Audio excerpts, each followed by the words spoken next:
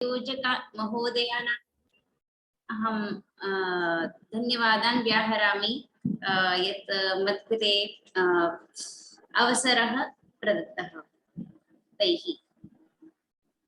इदानीं वयं प्रारम्भं कुर्मः। अद्यतनकक्षायाः प्रारम्भं कुर्मः। एकनिमेषः तिष्ठतु।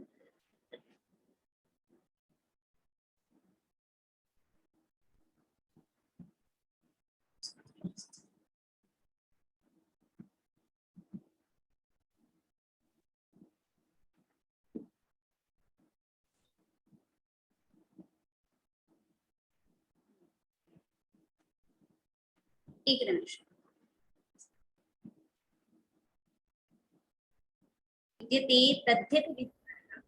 तद्धितविचारः इत्यस्मिन् विषये तद्धितविचारः तद्धित यथा वयं सर्वेपि जानीमः यत् प्रत्ययः विद्यते। सर्वादौ वयं प्रारम्भं कुर्मः व्याकरण इति विषयेन। अत्र समुपस्थिताः सन्ति केचन आयुर्वेद विभागात् पुनः पृथक् पृथक् विभागेभ्यः छात्राः। अहं पूर्वम् एतत् प्रष्टुम् इच्छामि यत् भवन्तः व्याकरणं, जब आपके सामने ये व्याकरण शब्द आता है, यदा भवतां समक्षे इदं व्याकरणं शब्दः आगच्छति तदा भवद्भिः कः अर्थः गृह्यते, आप लोग उसका अर्थ क्या समझते हैं। आप यदि चाहें तो संदेश माध्यम से बोल सकते हैं कि आप उसका अर्थ क्या समझते हैं। यदि आप व्याकरण यदि शब्द कहा जाए तो व्याकरण का अर्थ क्या है, व्याकरण का मतलब क्या हुआ, वदतु दीपकः। पुनः शुद्ध, हाँ शुद्धता। यदि कोई व्याकरण पढ़ रहा है तो वह शुद्ध बोलेगा। शुद्ध कैसे बोलेगा, शुद्धता होनी चाहिए। व्याकरण अर्थात उसको शुद्ध और अशुद्ध का विवेक होना चाहिए। कथम शुद्धवाणी इतोपि कः कः विचारः आगच्छति, वदतु। अन्येभ्योऽपि विभागेभ्यो येऽपि छात्राः सन्ति। व्याक्रियन्ते व्युत्पाद्यन्ते शब्दाः अनेन इति व्याकरणम्। अस्य व्याख्यां व्याक्रियन्ते अस्य अर्थः किं गृह्यते, व्याक्रियते अथवा व्युत्पन्न, इसका अर्थ आप क्या लेते हो। व्याकरणम नाम शब्द व्युत्पादकम, यानी कि शब्द को व्युत्पन्न करके। बहुत अच्छा बोला इन्होंने दीपक वात्स्य ने कि शब्दों को व्युत्पन्न करना ही व्याकरण है। और कोई बच्चे, शब्दानुशासनम सम्यक यथा लोकेश कुमार झा इत्यनेन उक्तं यत् शब्दानां शुद्धीकरणं व्याकरणं वर्तते, तथैव धीरज कुमारेणापि उक्तं यत् शब्दानां अनुशासनम, शब्दों को हमें अपशब्दों में से शब्दों को पृथक करना व्याकरण है। व्युत्पाद्यते निष्पाद्यते। आम इतोपि व्याकरण विभाग के तो बच्चे बोल रहे हैं, क्या साहित्य विभाग के बच्चों को व्याकरण नहीं पढ़ना है, क्यों पढ़ते हैं व्याकरण। दर्शन विभाग के बच्चे बताइए व्याकरण क्यों पढ़ना चाहिए, व्याकरण का अर्थ क्या है, क्या समझते हैं आप व्याकरण से। शब्दों की शुद्धि के लिए पढ़ते हैं, परिशिष्ट ज्ञान के लिए पढ़ते हैं, बिल्कुल सही।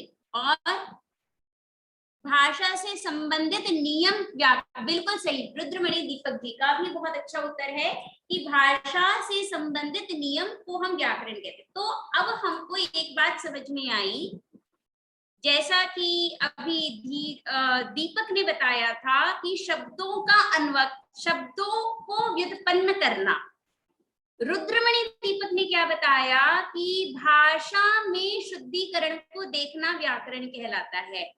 हाँ, रिंटू विपिन ने भी लिखा है कि भाषा में देखना शुद्धता और अशुद्धता, इसको हम व्याकरण कहते हैं। ठीक है। और लोकेश कुमार झा ने बताया था कि शब्दों हम शुद्ध शब्द बोल रहे हैं, ये नहीं बताया कि शुद्ध शब्द या शुद्ध वाक्यों की बात नहीं बताई, लेकिन शुद्धता रहे तो उसको हम व्याकरण कहते हैं। तो हमारे सामने दो चीजें आ रही हैं, एक भाषा, एक शब्द, लेकिन एक चीज और आप भूल गए हैं, वाक्य। जब भी हम कोई चीज बोलते हैं तो उसके अंदर एक भाषा, एक वाक्य और एक पद, ये 3 चीजें होती हैं। इन सबको अलग अलग करना ही अन्वाख्यान कहलाता है।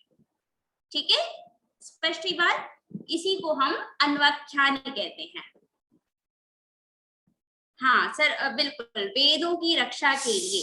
तो इस प्रकार से हम देख सकते हैं कि आप लोगों ने जिसमें किसी भाषा के प्रकारों और प्रयोग नियम, तो इन्होंने भी भाषा को बताया। तो मुख्यतया क्या है, आप ये समझ लीजिए कि अन्वाख्यानम एव व्याकरणम, अन्वाख्यानम एव व्याकरणम, कस्य अन्वाख्यानम, किसका, तो भाषा, कोई मतलब मान लीजिए कि कोई पृथक भाषा भी बोल रहे हैं तो उसमें से हर एक वाक्यों का बोध करना सही सही।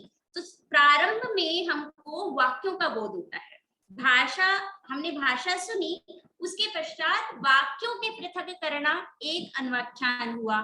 दूसरा अन्वाख्यान वाक्य, यदा वाक्यम आगच्छति तर्हि वाक्येषु अपि पदानि भवन्ति, तर्हि पदानाम् अपि अन्वाख्यानं भवति, अर्थात विभागः भवति। तो इसको भी हम क्या कहते हैं, अन्वाख्यान कहते हैं। इसके पश्चात जो अगर हमारे सामने पद है तो इस पद में क्या प्रकृति है एवं क्या प्रत्यय है, उसके विभाग। तो इस प्रकार से अन्वाख्यान हमारा 3 प्रकार का हुआ, भाषातः वाक्यानां, वाक्येषु पद विभागः और पदेषु प्रकृति प्रत्यय विभागः। ये मतलब इसको हम व्याकरण कहते हैं कि किसी भी भाषा में वाक्यों को शुद्ध शुद्ध बोलना, वाक्यों में पदों को शुद्ध शुद्ध बोलना, पदों में हम किस प्रकार से प्रकृति और प्रत्यय का प्रयोग कर रहे हैं, ये सारी चीजें हमारी क्या होंगी, व्याकरण में ही आती हैं। यहां तक आप लोगों को समझ में आया? यतो ही अस्माकं लक्ष्यम, व्याकरण के यहाँ पे जो बच्चे हैं वो यहाँ पे बता सकते हैं कि हमारा लक्ष्य क्या है।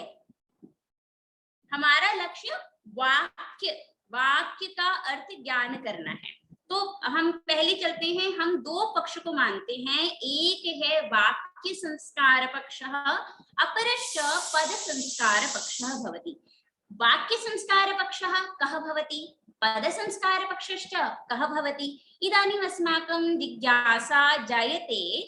तो आपको जो मैंने यहाँ पे द्वितीय नंबर पे बताया है कि वाक्यम विभज्य यत्र पदानां संकलनम, जैसे हमने कोई एक वाक्य बोला और उसमें हर एक पदों को अलग अलग करके समझना, एक वाक्य को एक साथ समझना, इसको हम क्या कहते हैं, वाक्य संस्कार पक्षः। पुनः पद संस्कार पक्षे किं भवति, पदं विभज्य प्रकृति प्रत्ययोः बोधः भवति, अयं संस्कारः उच्यते पद संस्कार पक्षः। इदानीम् अत्र पर्यन्तम् अवगतं वा? यहाँ तक आप लोगों को समझ में आ गया है?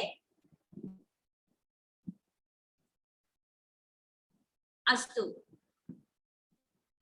मन्येऽहं अवगतं, यदि अस्तु अस्तु धीरज।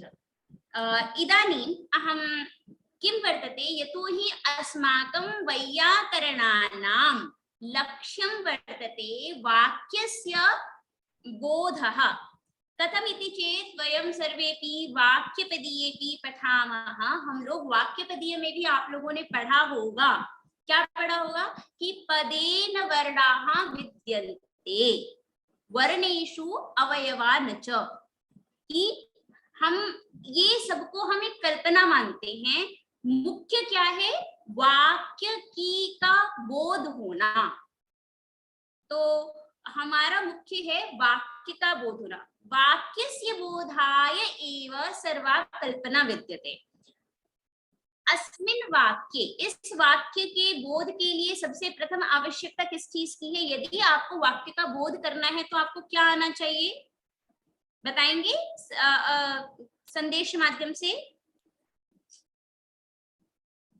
हमारा मुख्य लक्ष्य है वाक्य तक पहुंचना। यदि वाक्य बोध अस्माकं कृते आवश्यकं स्यात् तर्हि हाँ ठीक है, वाक्यात् प्रदान करना पड़ेगा। पद ज्ञानाय कस्य आवश्यकता? बिल्कुल, पद मतलब शब्द, ठीक है। तो सुप्तिङन्तं पदम। अब पद के ज्ञान के लिए आपको किसकी आवश्यकता होती है? वर्ण की हर जगह आवश्यकता नहीं होती है, उससे पहले किसी और भी चीज की।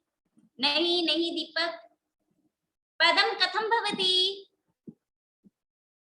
पदम पदस्य निर्माणं कथम भवति?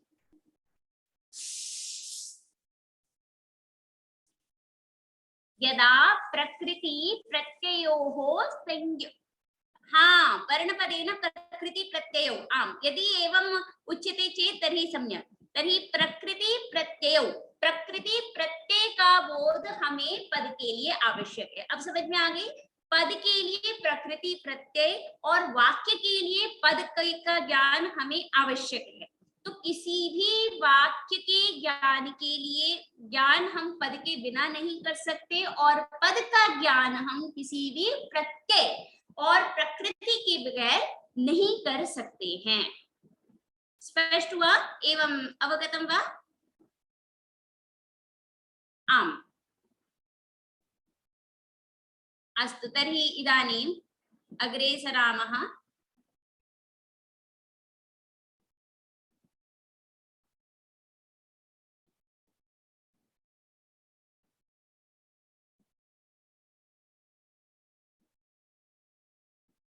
तो अब प्रश्न आता है, जब हम विभाग करते हैं पद का तो उसके अंदर दो चीजें होती हैं। एकः वर्तते प्रत्ययः, अपरश्च वर्तते प्रकृतिः। सुपम, हाँ सुप्तिङन्तं पदम, आप ये सुपम पदम लिखिए ना इसको, चित्रंजन पांडे, ठीक है। तो अब प्रश्न आता है, ये प्रत्यय क्या चीज है और प्रकृति क्या होती है? ठीक है, यहाँ तक बताने से पहले मैं एक चीज पर और भी आपकी दृष्टि डालना चाहूंगी कि ये जो पद्धति मैंने आपको बताई है कि दो संस्कार पक्ष होते हैं, इस पद्धति का ही अनुकरण आप अष्टाध्यायी में भी देख सकते हैं। कैसे? कथम इति चेत् यथा वयं पूर्वं पश्यामः, यदा वयं प्रथमाध्याये भवन्तः गच्छन्ति तो हाँ बिल्कुल बिल्कुल, हाँ प्रत्यय पर आने से पहले हमें थोड़ा सा अभी पिछले वाले प्रेजेंटेशन के पास ही जा रही हूँ जी। तो यहाँ पे जो मैंने आपको ये बताया था कि वाक्य, मैंने इस पहले वाक्य संस्कार पक्ष लिया गया है, फिर पद संस्कार पक्ष लिया गया है। तो आदौ वाक्यम किमर्थम, पुनः वाक्यपदीये भी वाक्य ही मुख्य है, ऐसा किस लिए कहा गया है, इसको मैं पुनः अष्टाध्यायी में भी आप देख सकते हैं। सर्वप्रथम प्रथम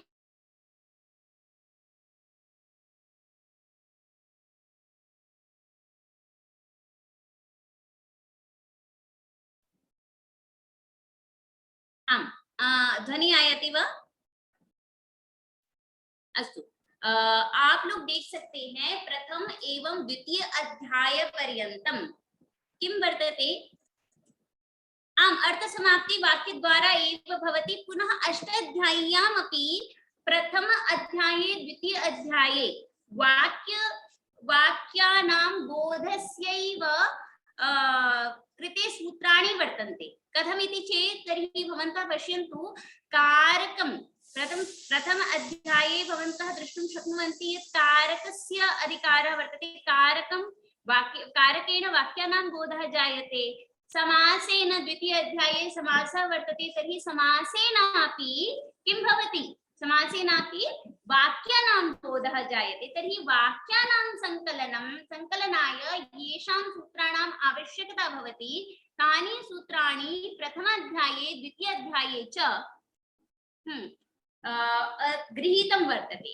पुनः वयं द्रष्टुं शक्नुमः तृतीय चतुर्थ पंचम अध्याये पदानां संकलनाय येषाम् अपि प्रत्ययानाम् अथवा येषाम् अपि आवश्यकता भवति, तेषां कृते विधानाय सूत्राणि उल्लिखितानि वर्तन्ते। पुनः षष्ठ सप्तम अष्टमाध्याय, ये तो यहाँ तक हमारा वाक्य और पद समाप्त हो जाता है पंचम अध्याय तक। अब बीच में आवश्यकता पड़ती है तो कहीं आगम की, आदेश की, तो हम देख सकते हैं षष्ठ अध्याय में प्रायः करके आगम और आदेश का विधान किया गया है। त्रिपाद्याम ऐच्छिकी वर्तते तत्र इत्थम व्यवस्था तत्र नास्ति। तो इस प्रकार से मैं ये जो वाक्य संस्कार पक्षता और पद संस्कार पक्षता है इसको बताना चाह रही थी कि वाक्यों का संकलन करने के लिए प्रथम और द्वितीय अध्याय, और पदों का संकलन करने के लिए या पदों को बनाने के लिए जिसकी भी आवश्यकता पड़ रही थी उसके लिए तृतीय और चतुर्थ अध्याय और पंचम अध्याय इसका प्रयोग किया गया है। पुनः वयम आगच्छामः प्रकृति और प्रत्यय पर कि ये प्रकृति और प्रत्यय क्या होते हैं। थोड़ा और सारे बच्चे भी हैं, थोड़ा आप लोग बताएंगे ये प्रत्यय क्या होता है। पिछली भी कक्षा में मैंने बताया था आप लोगों को कृदंत के समय पर कि ये प्रत्यय क्या होते हैं, प्रकृति क्या होती है। प्रत्यय बताइए क्या होता है और प्रकृति क्या होती है, कोई उदाहरण बताइए। जैसे मान लीजिए मैंने एक शब्द दिया रामः, प्रकृति क्या है, प्रत्यय क्या है, लिखकर बताइए। रामः,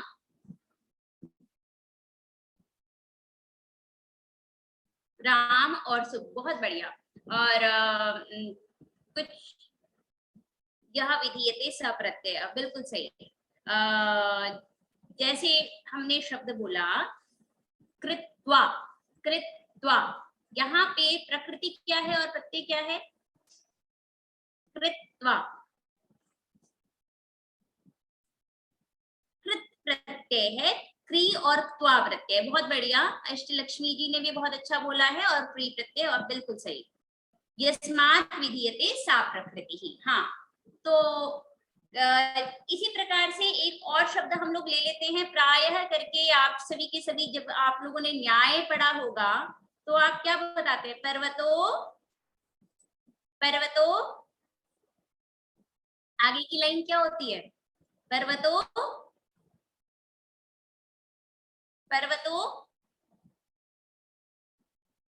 धूमात, पर्वतो वह्निमान धूमात। तो यहाँ पे वह्निमान में क्या प्रकृति है और क्या प्रत्यय है,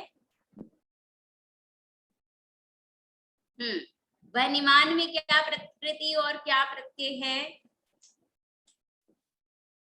मतुप प्रत्यय है, और प्रकृति क्या है, वहनी प्रकृति है। ठीक है, तो आपने देखा कि वहनी से मतुप का विधान हुआ था, इसीलिए हमने मतुप को प्रत्यय कहा, और वहनी से विधान किया गया था इसीलिए हमने उसको प्रकृति कह दिया। ठीक है, तो ये हुआ कि जो विधान होता है उसको हम प्रत्यय कहते हैं, जिससे विधान किया जाता है हम उसको प्रत्यय प्रकृति कह देते हैं। किंतु यदि हम यही परिभाषा यदि सीधा ले लेंगे तो, क्योंकि आप प्रकृति के लिए भी बोल रहे हैं, जो विधान होता है उसी को प्रकृति, जो विधान होता है उसी को हम प्रत्यय कह देते हैं, जिससे विधान होता है उसी को हम प्रकृति कहते हैं। तो हल्का सा इसमें आप देख सकते हैं कि अन्योन्याश्रय दोष बैठ रहा है। तो हम थोड़ा सा एक बार इधर चलते हैं कि आप प्रत्यय के लिए आप इसको बता सकते हैं, यत् प्रकृत अर्थबोधकत्वे सति पाणिनीय संकेत संबंधेन प्रत्यय पदवत्वम। अगर आप यहाँ तक चल लेंगे तो एक चीज को भी यदि आप स्पष्ट बता देंगे तो प्रत्यय प्रकृति के लिए आप बता सकते हैं कि यस्मात् विधीयते सा प्रकृति। तो सीधी ये है जो जहां पे अर्थबोधकता रहे और जिसको कि अष्टाध्यायी के द्वारा प्रत्यय की संज्ञा में दिया गया हो उसको हम प्रत्यय कहते हैं। ठीक है, प्रत्ययाः अस्य अधिकारे ये भी पठिताः प्रत्ययाः भवन्ति ते प्रत्ययाः। हाँ, लेकिन धीरज जब हम ये कहते हैं ना, यह विधीयते सह प्रत्ययः और यस्मात् विधीयते सा, तो यहाँ पे आप जो विधान कर रहे हैं वो प्रत्यय हो गया, और जिससे विधान कर रहे हैं वो प्रकृति ही। धातु या शब्द के पश्चात जुड़ने वाले शब्दों को प्रत्यय कहा जाता है। हाँ बिल्कुल सही। तो हमारा मुख्यतया ये हुआ प्रत्यय और प्रकृति, बिल्कुल सही। और दूसरे में भी यही है कि जो प्रत्यय है, प्रत्यय क्योंकि इसको हम विधान कहते हैं, तो वो किसी न किसी उद्देश्य को निरूपित करके ही होगा। तो जो जिस उद्देश्य को लेकर के प्रत्यय आया है उस उद्देश्य को ही हम प्रकृति कहते हैं। ठीक है, यहां से यहां तक हमारा क्लियर हुआ। इदानीं वयम् आगच्छामः। हाँ, अब हम अगले उसमें आते हैं कि ये प्रत्यय जो होते हैं ये भी हमारे कुछ ठीक। तो ये जो प्रत्यय यहाँ तक ही मैं बना पाई हूँ, इसके पश्चात बताती हूँ। तो प्रत्यय जो है यह भी कई प्रकार के होते हैं। कुछ तो पिछली बार मैंने आपको कृत प्रत्यय के द्वारा बताया था। कृत प्रत्यय किसके द्वारा होते हैं बताइएगा थोड़ा मुझे। कृत प्रत्यय किससे होते हैं? कृत प्रत्यय किससे होते हैं? कृत प्रत्यय किससे होते हैं? धातु से होते हैं। ठीक है, तो कुछ धातु से होने वाले प्रकृति धातु भी हो सकती है, शब्द भी हो सकती है। तो कुछ प्रत्यय धातु से होते हैं जैसे कृत प्रत्यय, तिंग प्रत्यय, और कुछ प्रत्यय शब्दों से होते हैं जैसे कि स्त्री प्रत्यय आपने पढ़ा था, सविता मैम ने पढ़ाया था। और कुछ प्रत्यय जो है वह स्त्री हो गए, सुख प्रत्यय हो गया और तद्धित प्रत्यय हो गए, ये शब्दों से होते हैं। शब्दों से ये प्रत्यय होता है, ये कैसे पता चलता है? हाँ, एलबी दुबे जी कुछ पूछना चाह रहे हैं। एलबी दुबे जी कुछ कहना चाह रहे हो आप? कक्षा के अनंतर कह दी, कुछ दिक्कत तो नहीं, यहाँ भी पूछना है, बताइए। पृच्छतु भो किमपि प्रष्टुम् इच्छति चेत् तर्हि पृच्छतु। डॉक्टर एलबी दुबे महोदयः किमपि प्रष्टुम् इच्छति वा? अस्तु, यदि प्रष्टुम् इच्छति चेत् तर्हि सन्देशः। अस्तु, इदानीं मम प्रश्नः अयं वर्तते यत् तद्धित प्रत्यय शब्दों से ही होता है, ये आप कैसे जानते हैं? कैसे पता चलता है? कर्मणि भावे च धातुः भवति। आम्, कृत प्रत्ययः। हाँ, और यही अंतर भी है कृत और तद्धित में कि ये जो है कृत प्रत्यय में मुख्यतया यही देखा जाता है यह किस काल में हो रहा है और किस में हो रहा है, कर्ता में हो रहा है, कर्म में हो रहा है कि भाव में हो रहा है। किंतु जब हम तद्धित प्रत्यय पर आते हैं तो उधर प्रत्यय भी बहुत हैं और उसके अर्थ भी अनगिनत हैं, तो वो कई सारे अर्थों में चलते रहते हैं। तो ये मुख्यतया हो जाता है यहाँ पर तद्धित प्रत्यय भिन्न भिन्न अर्थों में होते हैं। ठीक है, तो मेरा प्रश्न ये था कि आप ये कैसे पता चला सकते हैं कि कैसे पता चलता है कि तद्धित प्रत्यय शब्दों से ही होता है, कृत प्रत्यय धातु से ही होता है? अगर आप लोगों ने यदि भवन्तः अष्टाध्यायीं पठन्ति चेत् तर्हि भवन्तः एवं पठितुं शक्नुवन्ति यत् तत्र धातोः इत्यस्मिन् अधिकारे कृत प्रत्ययाः अधीताः तत्र पठिताः वर्तन्ते। पुनः ज्ञा प्रातिपदिका सूत्रमस्ति चतुर्थाध्याये, ज्ञा प्रातिपदिकात्। अस्तु, ज्ञा प्रातिपदिकात् इत्यस्मिन् एव अधिकारे तद्धिताः पुनः समर्थानां प्रथमात् वा इति सूत्रे पठिते वर्तेते। अतः अस्माभिः ज्ञायते यत् ज्ञा प्रातिपदिकात् अर्थात् प्रातिपदिकात् ञन्तात् आगन्तात् च प्रातिपदिकम् अर्थात् शब्दः शब्दात् एव तद्धित प्रत्ययाः भवन्ति इति अस्माभिः ज्ञायते। कथमिति चेत् यतोहि ज्ञा प्रातिपदिकात् इस अधिकार में पढ़ा गया है। स्पष्ट है बात कि ज्ञा प्रातिपदिकात् के अधिकार से हम यह जानते हैं कि तद्धित प्रत्यय जो होगा वह शब्दों से ही होता है। ये बात क्लियर हुई अब आप लोगों को? यतो हि न्याप्रातिपदिकात् इति सूत्रानन्तरमेव समर्थानां प्रथमात्वा इति सूत्रं वर्तते। अस्य अनुशासनस्य फलं वर्तते यत् अस्माभिः एवमपि ज्ञायते यत् तद्धित प्रत्ययानाम् अनुशासनात् प्राक् सुबन्तात् तद्धितोत्पत्तिः भवति। ठीक है, तो ये यहाँ तक आप लोगों को समझ में आया। अब हम थोड़ा सा एक बार तद्धित पर चलते हैं। क्या तद्धित कोई संज्ञा है? क्योंकि सूत्र है तद्धिताः, तो हम क्योंकि वैयाकरण है तो हम सूत्रों के अनुसार ही चलेंगे। तर्हि एतत् सूत्रं कीदृशं सूत्रम् अस्ति? अधिकार सूत्रम् अस्ति। विधि सूत्र कितने प्रकार के होते हैं बच्चे, बताओगे? सूत्र कितने प्रकार के होते हैं बताइए। अभी तक आप लोगों ने ठीक है, ये वैयाकरण को नहीं बताना है, व्याकरण को छोड़ करके और बच्चे बताएं। हाँ, 6 प्रकार के, ठीक है। तो अधिकार सूत्र, बिल्कुल, तद्धिताः अधिकार सूत्र है। तो ये संज्ञा कैसी हो सकती है? संज्ञा सूत्र होगा तब तो हम संज्ञा कहेंगे। तो हम ये मानेंगे तद्धिताः के अधिकार में जो पढ़े गए प्रत्यय हैं उसको हम तद्धित प्रत्यय कहते हैं। अब सूत्र नहीं है संज्ञा का, तो हम इसको किस प्रकार की संज्ञा माने? क्या हम इसको अनवरथा संज्ञा माने? हाँ बिल्कुल, संज्ञा अपि वर्तते अधिकार सूत्रम अपि वर्तते इति वयम अवगंतुम शक्नुमः।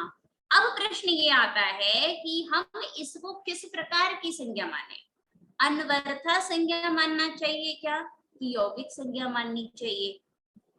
तो क्योंकि तद्धित, ये बताइए कि ये किस प्रकार की संज्ञा है, महासंज्ञा है कि लघु संज्ञा है? और सॉरी, यौगिक नहीं, रूढ़ी कहेंगे, रूढ़ी, क्षम्यता, रूढ़ी। अनवरथा तो अनवरथा मतलब आप समझिएगा कि अर्थम अनुगच्छति, कि जो अर्थ के अनुसार जाए। अनवरथा संज्ञा का एक शर्त है कि वह संज्ञा महासंज्ञा होनी चाहिए। तो क्या यह तद्धित महासंज्ञा में आ रहा है कि नहीं? जहां वैयाकरण टी संज्ञा को भी महासंज्ञा कहते हैं, तो तद्धित जैसी संज्ञा को महासंज्ञा क्यों नहीं कहेंगे? तो यह महासंज्ञा होगी। महासंज्ञा यदि है तो इस तद्धित प्रत्यय का अर्थ क्या होना चाहिए? यदि यह महासंज्ञा है तो इस तद्धित प्रत्यय का कोई अर्थ भी होना चाहिए। तो अर्थ क्या होगा? तद्धित। आप पहले इसका संधि विच्छेद करें सारे बच्चे, और वैयाकरण नहीं करेंगे, दूसरे बच्चे पहले संधि विच्छेद करिए। संधि विच्छेद, संधि विच्छेद करें बच्चे। तद्धितम, बिल्कुल सही, ठीक है। ह को ध किस सूत्र से किया है धीरज? ह को ध किस सूत्र से किया गया है?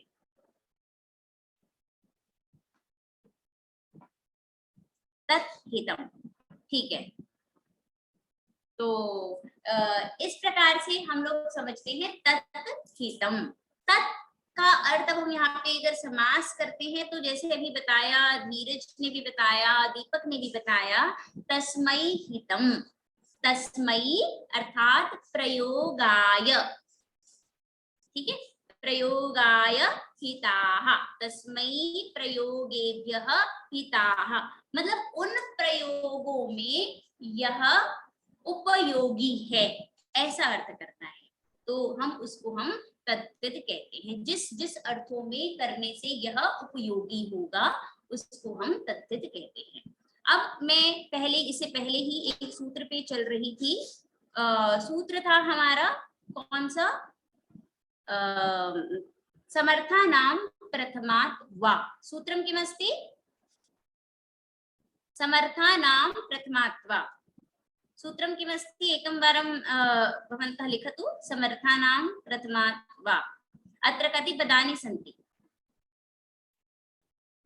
आप समर्थानां प्रथमात् वा में कितने पद देखते हैं बच्चे?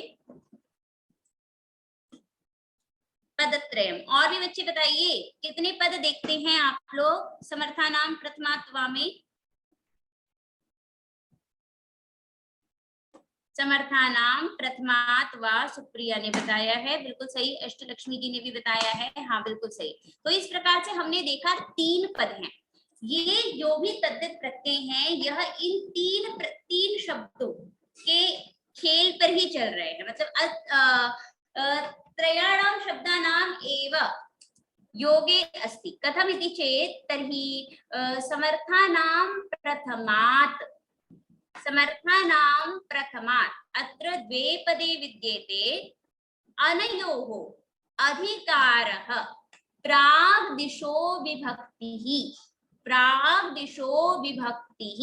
इति सूत्रं यावत् अस्य अधिकारः चलति। पूर्वम् एवं ज्ञायतु एवं ज्ञायते यत् किं ज्ञायते यत् तद्धिताः इति पूर्वं सूत्रं वर्तते। तद्धिताः ज्ञा प्रातिपदिकात् के पश्चात कुछ सूत्रों के पश्चात में या पहले स्त्री प्रत्यय आ रहा है, उसके पश्चात ये आता है, तो तद्धिताः आता है। ठीक है, तद्धिताः के पश्चात यूनस्ति सूत्र आता है जिससे ती प्रत्यय होता है। इसके पश्चात सूत्र है समर्थानाम प्रथमात्वा। ठीक है, अब इसके पश्चात से आपका समर्थानाम प्रथमात्वा का अधिकार चल रहा है। तद्धिताः का अधिकार पूर्व में चल ही रहा है, इस जो कि यूनस्ति पे भी जा रहा है। तो आपको ध्यान रखना है, समर्थानाम प्रथमात्वा का अधिकार यूनस्ति पे नहीं है, किंतु वह तद्धित प्रत्यय में ही आएगा। पश्चात है समर्थानाम प्रथमात्वा। ये जो 3 जी देखिए, जब हम चतुर्थ अध्याय को पढ़ते हैं तो वहां पे शब्दों से होने वाले सारे प्रत्यय हैं। यहाँ प्रातिपदिकात कह रहा है कि अब प्रातिपदिक से होने वाले प्रत्यय, जिसके पश्चात आपका सौजस मौक्षस है, उसके पश्चात फिर आपके जो स्त्री प्रत्यय हैं वो सारे प्रत्यय आएंगे। पश्चात में आपका तद्धिताः सूत्र आता है। ठीक है, तद्धिताः के बाद में त्रयम, हाँ तीन पद है, बिल्कुल सही। ठीक है, तो तद्धिताः के पश्चात में आपका सूत्र आता है यूनस्ति। तो मैं ये बताना चाह रही थी कि ती प्रत्यय समर्थानाम प्रथमात्वा के अधिकार में नहीं है, किंतु वह तद्धित प्रत्यय है। फिर चलते हैं समर्थानाम प्रथमात्वा पे। समर्थानाम प्रथमात्वा में 3 पद हैं। समर्थानाम प्रथमात्, तो समर्थ सुबंत के साथ में, ठीक है, और समर्थानाम और प्रथमात् का अधिकार चलता है प्राग दिशो विभक्ति ही इस सूत्र तक। प्राग दिशो विभक्ति ही इस सूत्र तक हमारा चलता है, जो कि चतुर्थ अध्याय तक जाएगा पूरा का पूरा। इसके पश्चात हमारा सूत्र आता है, इसके पश्चात सूत्र है हमारा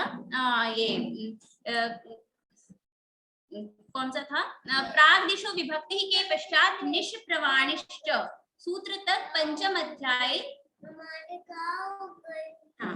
पंचम अध्याय तक इसका अधिकार चलता है। ठीक है, पंचम अध्याय में वा का अधिकार चलता है। तो अब आप लोग समझिएगा, एक जगह केवल वा का अधिकार चल रहा है, एक जगह समर्थानाम प्रथमात् का अधिकार चल रहा है। ये मैं दोनों चीजें क्यों बता रही हूँ, मैं इसलिए बताना चाहती हूँ आप लोगों को कि जहां पे समर्थानाम प्रथमात् का अधिकार चलेगा, हाँ, उसको हम क्या कहते हैं, यह अस्वार्थिक प्रत्यय कहलाते हैं। ठीक है, और जहां पर वा का अधिकार चलेगा उसको हम जहां पे वा का अधिकार चलेगा उसको हम स्वार्थिक प्रत्यय कहते हैं, और जहां वा का अधिकार नहीं चलेगा, मतलब समर्थानाम प्रथमात् तीनों का अधिकार चल रहा है, उसको हम कहते हैं अस्वार्थिक प्रत्यय। तो इस प्रकार से प्रत्यय जो हुए वो 2 प्रकार के हुए। एक मिनट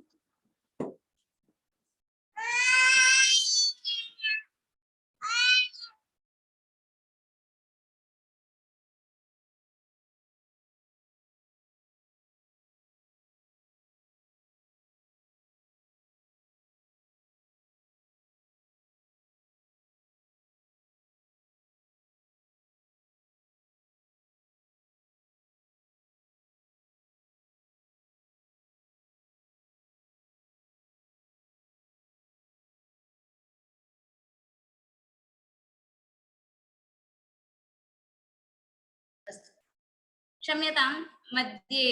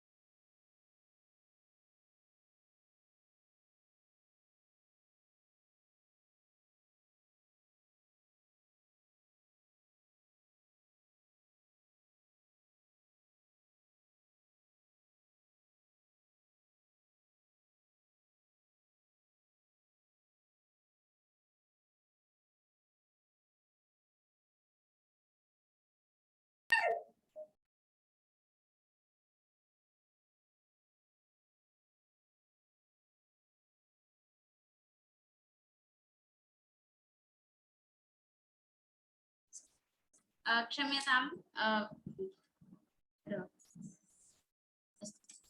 तो हम लोग यहाँ पर थे कि मैं आपको बता रही थी समर्था नाम प्रथमात् वा के विषय में, ठीक है। समर्था नाम प्रथमात् वा इस विषय में मैंने आपको बताया था कि कुत्रचित् किं भवति, वा इत्यस्यैव अधिकारः जायते। यत्र वा इत्यस्यैव अधिकारः भवति तत्र स्वार्थिक प्रत्ययाः ते सर्वेपि स्वार्थिक प्रत्ययाः उच्यन्ते। यत्र समर्थानां प्रथमात् अनयोः अधिकारः चलति तत् भवति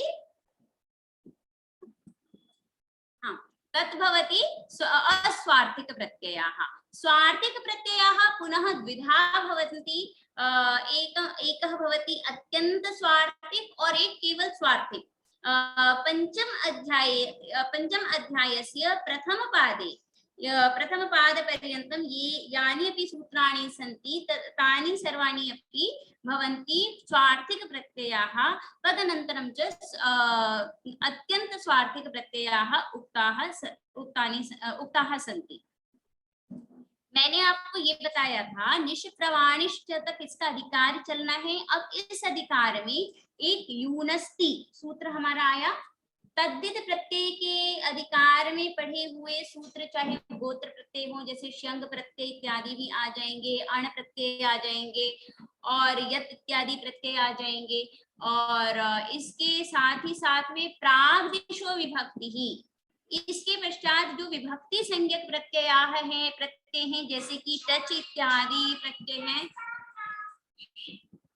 तो वो भी प्रत्यय यहाँ पर आ जाएंगे। इसके अलावा समासांत प्रत्यय भी इसके अंतर्गत आएंगे, क्योंकि समासांत प्रत्यय भी यहाँ पर कहे गए हैं। तो इसमें हमारे सामने ये सारी की सारी चीजें आ चुकी हैं।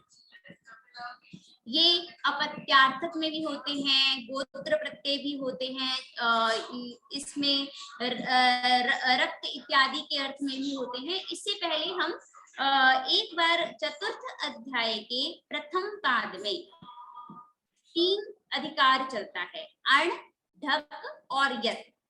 हम पहले प्रत्यय पढ़े, उससे पहले मैं इसकी एक बार आपको सिद्धि के लिए कुछ चीजें आपको बता दूं। जैसे कि यदि आप कोई भी प्रत्यय पढ़ते हैं,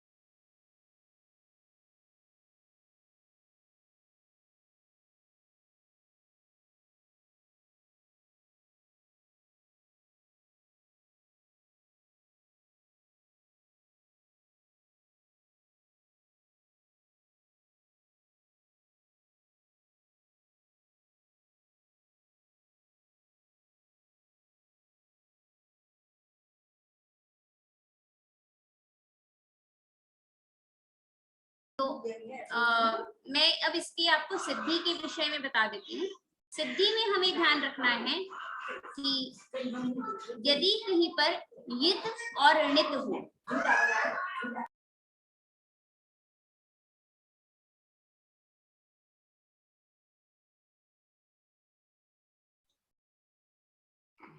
साधना मैम, यदि बच्ची परेशान कर रही है तो यहीं पे कक्षा किंभवती, ये